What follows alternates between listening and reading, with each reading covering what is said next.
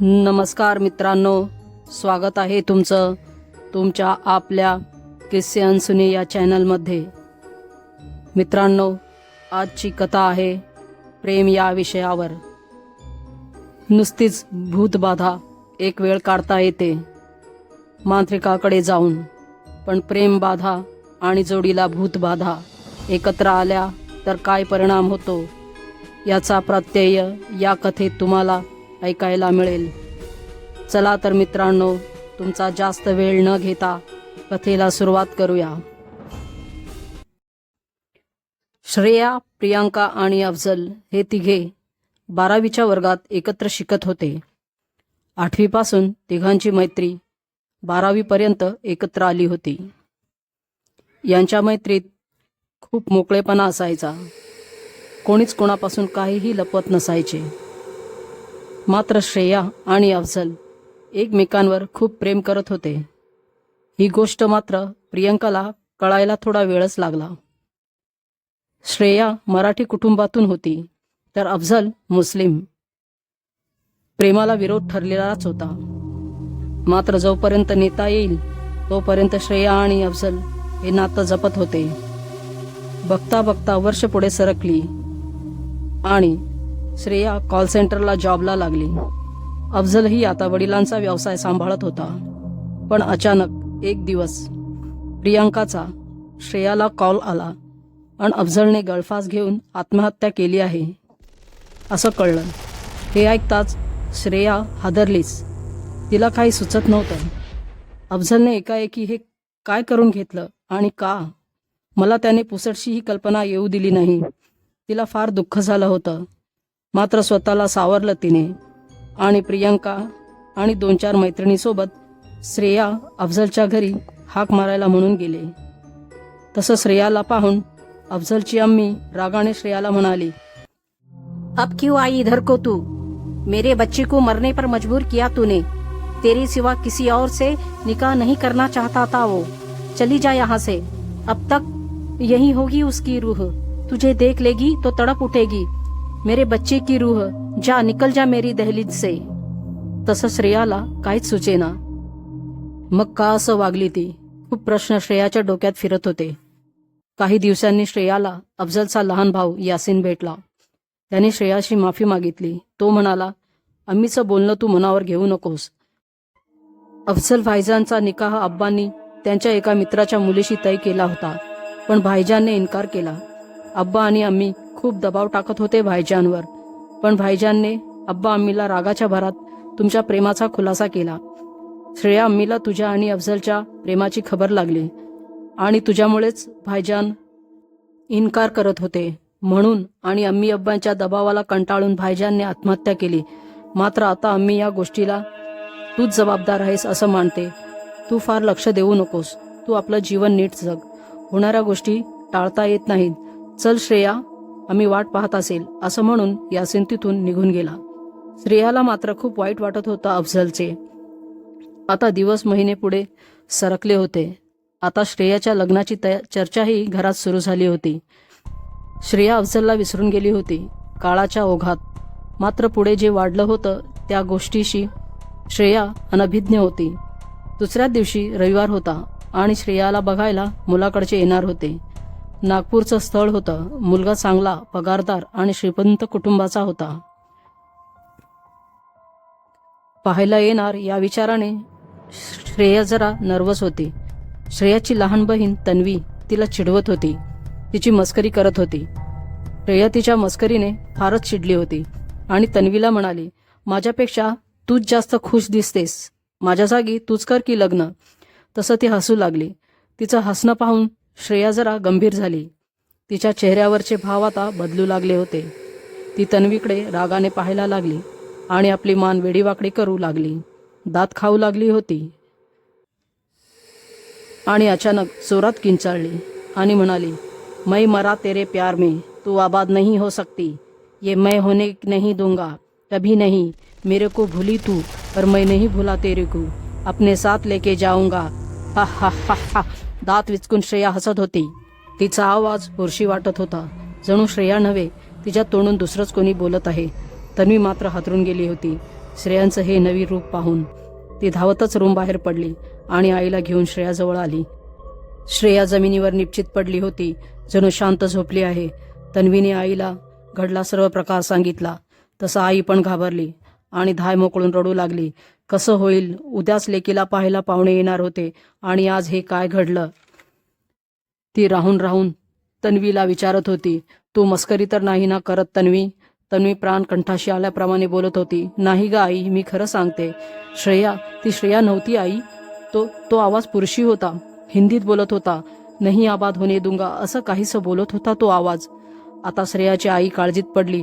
हे प्रकरण श्रेयाच्या वडिलांना सांगावे की न सांगावे.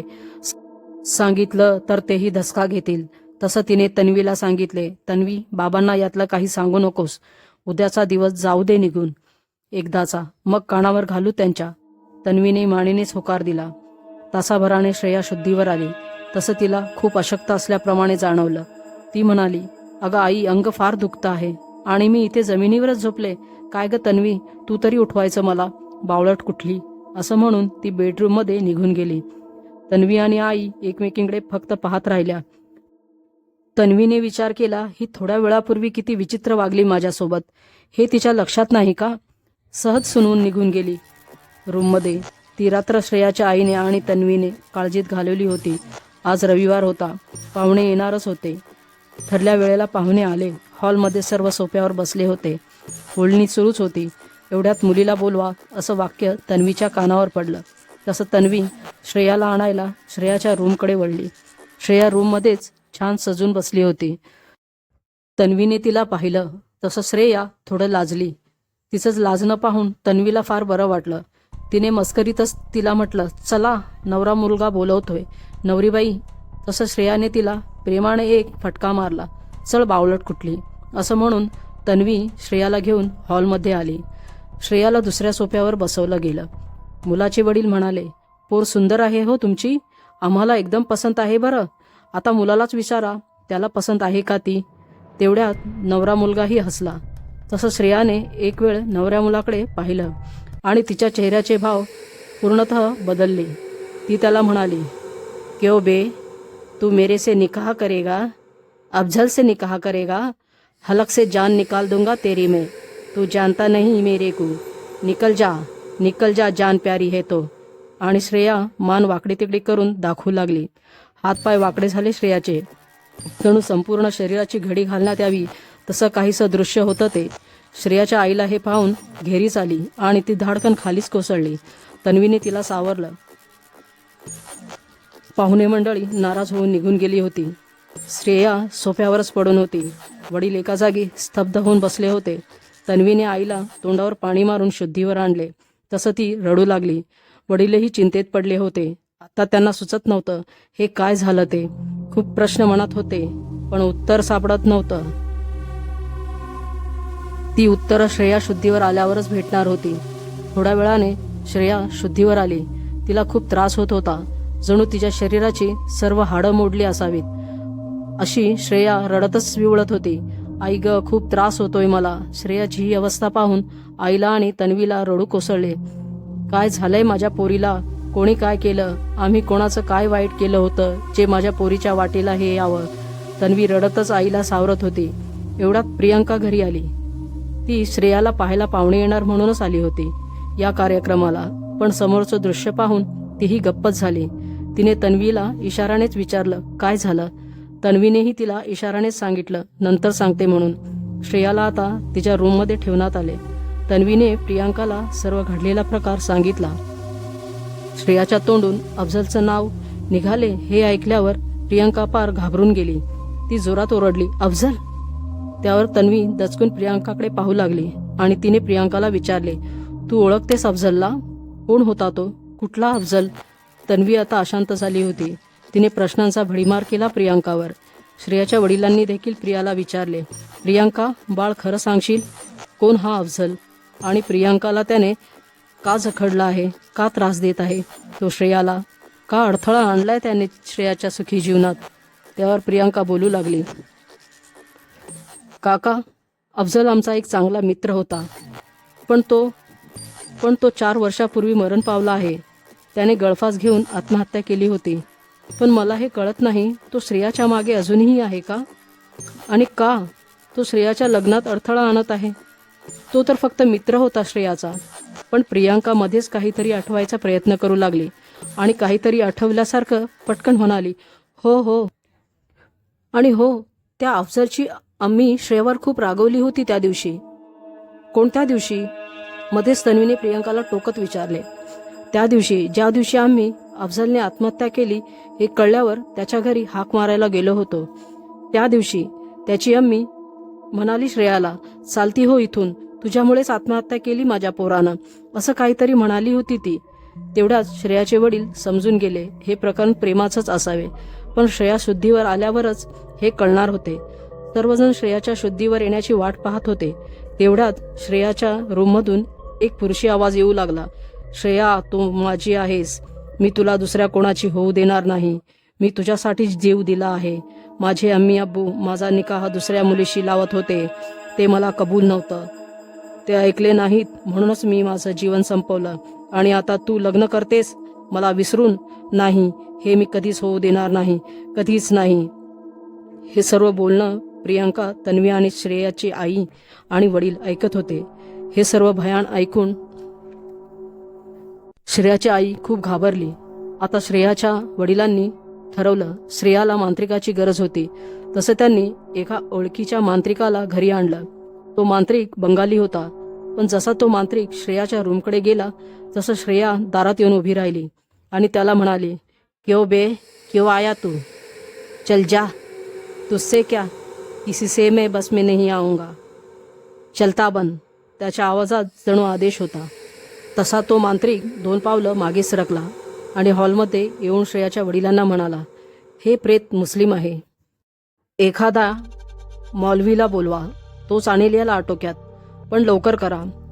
असे प्रेत मनुष्याला जास्त दिवस जिवंत ठेवत नसतात. येतो मी, असं म्हणून तो मांत्रिक निघून गेला. काय करावं, कुठून आणावा मुस्लिम मांत्रिक या विचारात होते. तेवढ्यात प्रियांकाने कोणाला तरी फोन लावला आणि खूप वेळ ती बाजूला जाऊन त्या व्यक्तीशी फोनवर बोलत होती. फोन ठेवून ती आता तन्वीजवळ आली आणि धीर धरा, सर्व ठीक होईल असं म्हटलं. थोड्या वेळाने डोरबेल वाजली. तशी तन्वीने दार उघडले. दारात एक मौलाना साहेब आणि एक सदरा घातलेला मुस्लिम तरुण उभा होता. त्यांना पाहताच प्रियांका म्हणाली, ये यासीन, आत ये. हा यासीन अफझलचा लहान भाऊ होता आणि प्रियांकाने यासीनलाच फोन केला होता. प्रियांकाने बोटाच्या इशारानेच श्रेयाच्या रूमकडे इशारा केला. तसं ते मौलाना श्रेयाच्या रूमकडे जाऊ लागले. तसं रूममध्ये श्रेयाच्या ओरडण्याच्या, किंचाळण्याचा आवाज सुरू झाला. श्रेयाची आई रूमकडे धावणारच होती. प्रियांका आणि तन्वीने तिला रोखून धरलं. मौलाना साहेब आता रूममध्ये गेले होते. तसा एक रडण्याचा आवाज सुरू झाला आणि रडतच ती व्यक्ती बोलत होती, मौलाना साहब, मैं श्रेया को नहीं छोड़ सकता. जीते जी तो नहीं पा सका, मरने के बाद तो रहने दो इसके पास. त्यावर मौलाना साहेब म्हणाले, नहीं, यह तेरी जगह नहीं, यहाँ इंसान बसते हैं. तेरी जगह दोजख में है. चला जा. कुरान पाक की कसम है तुझे. निकल जा इस बच्ची के तन से और इस घर से. दोबारा रुख नहीं करना इस घर का. तुझे हजरत सल्लल्लाहु अलैहि वसल्लम का वास्ता है. चले जा यहाँ से. चल निकल. असं म्हणताच श्रेयाच्या रूममधील खिडकीच्या काचेला ताडकन तडा गेला आणि श्रेया धाडकन बेडवर पडली. सर्व वातावरण शांत पडलं होतं. मौलवी साहेब बाहेर आले आणि म्हणाले, अल्लाह सर्व ठीक करेल. मुलीचं लग्न लवकरात लवकर उरकून घ्याल तर फार बरं होईल. आता येतो आम्ही, असं म्हणून ते निघून गेले. प्रियंकाही निघून गेली होती आता. आणि श्रेयाच्या वडिलांच्या कानात एकच वाक्य घुमत होतं, मुलीचं लग्न लवकरात लवकर उरकून घ्याल तर बरं होईल. पण का? अफझल परत तर येणार नव्हता ना? मित्रांनो, कशी वाटली तुम्हाला ही गोष्ट नक्की सांगा. व्हिडिओ आवडल्यास व्हिडिओला लाईक आणि चॅनलला सबस्क्राईब करायला विसरू नका. चला तर भेटूया पुढील व्हिडिओमध्ये. तोपर्यंत नमस्कार.